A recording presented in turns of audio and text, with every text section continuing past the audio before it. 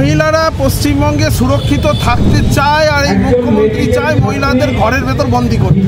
মহিলারা যাতে সমাজে প্রতিষ্ঠিত না হতে পারে সেটাই চেষ্টা করছেন। কোথাও দিল্লি, মুম্বাই, কোথাও মহিলাদের রাত্রি 8:30টার পর ঘরের ভেতর থাকো এই কথা বলা যায়?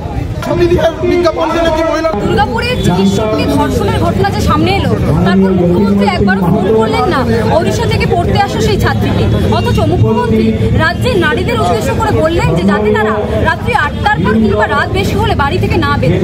আমরা এখানে দুর্গাপুরে এসে যে চিত্র দেখলাম অনেকটাই ভিড়। শুভেন্দু অধিকারী চলে যাওয়ার পর এখানে যে প্রতিবাদ মঞ্চ রয়েছে সেখানে মহিলাদেরকে আগে বাড়িয়ে দেওয়া হয়েছে। যারা এখানে মুখ্যমন্ত্রী বললেন মহিলাদেরকে রাতে বেরোতে না, অথচ আপনাদের এইখানে মহিলাদেরকে এগিয়ে দিলেন আপনারা। দিনের জন্য নাকি রাতেও থাকবেন মহিলারা পশ্চিমবঙ্গে সুরক্ষিত থাকতে চায় আর এই মুখ্যমন্ত্রী চায় মহিলাদের ঘরের ভেতর বন্দী করতে। আপনি বলুন, দুর্গাপুর হচ্ছে এমন একটা শিল্পনগরী যার গোটা ভারতবর্ষের মধ্যে নাম আছে, একটা স্ট্যান্ডার্ড আছে। কোথাও দিল্লি, মুম্বাই, কোথাও মহিলাদের রাত্রি 8:30টার পর ঘরের ভেতর থাকো এই কথা বলা যায়? আজকে মুখ্যমন্ত্রী এই কথা বলেছেন, এটা খুব লজ্জাজনক কথা। কিছুদিন আগে উনি বলেছিলেন যে মহিলাদের নাইট ডিউটি দেওয়া বন্ধ করে দেওয়া হোক।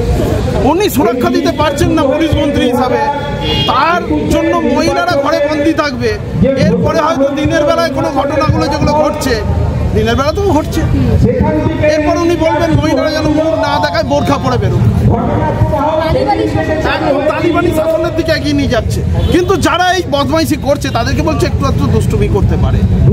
তো উনি মহিলা মুখ্যমন্ত্রী হিসাবে থেকে পশ্চিমবঙ্গে মহিলাদের যেভাবে উনি অসুরক্ষিত রাখছে, যেভাবে মহিলাদের তালিবানি শাসন ব্যবস্থায় ঘরের মধ্যে পর্দা প্রথায় ঢুকিয়ে দেওয়ার চেষ্টা করছেন, এর আমরা তীব্র প্রতিবাদ জানাচ্ছি।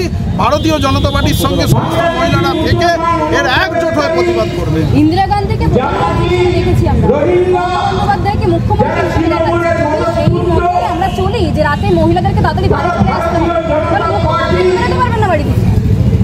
আর কোনো মহিলা যাতে না উঠতে পারে, মহিলারা যাতে সমাজে প্রতিষ্ঠিত না হতে পারে সেটাই চেষ্টা করছেন উনি। মহিলাদের জন্য আমরা দেখেছি ব্ল্যাক ক্যাটের মতো একটা ফোর্স বার করেছে। তো তাদের কিভাবে ডাকা যায়? দেখুন, তারা ঘোরে, তাদের কাছেও কোনো দিশা নাই। তাদেরকে ডাকতে গেলে কি করতে হবে, তারা কোথায় যাবে, একটা মহিলা বিপদে পড়লে কিভাবে তাদের কাছে পৌঁছাবে, তার জন্য কোনো বিজ্ঞাপন আছে? উনি শুধু নিজের ছবি দিয়ে বিজ্ঞাপন দিয়ে যাচ্ছে। ওনার ছবি দিয়ে বিজ্ঞাপন দিলে কি মহিলার সুরক্ষিত থাকবে? বাংলার মেয়ে তো উনি একমাত্র নিজেই বাংলার মেয়ে হয়ে থাকতে চান। এখন দুর্গাপুরবাসী এবং পশ্চিমবঙ্গবাসী চাইবে সমস্ত বাংলার মেয়েকে সুরক্ষিত করতে। আরো ভালো ভালো খবর দেখতে সাবস্ক্রাইব করুন বাংলা হান্টের ইউটিউব চ্যানেল। বাংলা হান্টের আরো খবর দেখতে নজর রাখুন। বাংলা খবর মানেই বাংলা হান্ট।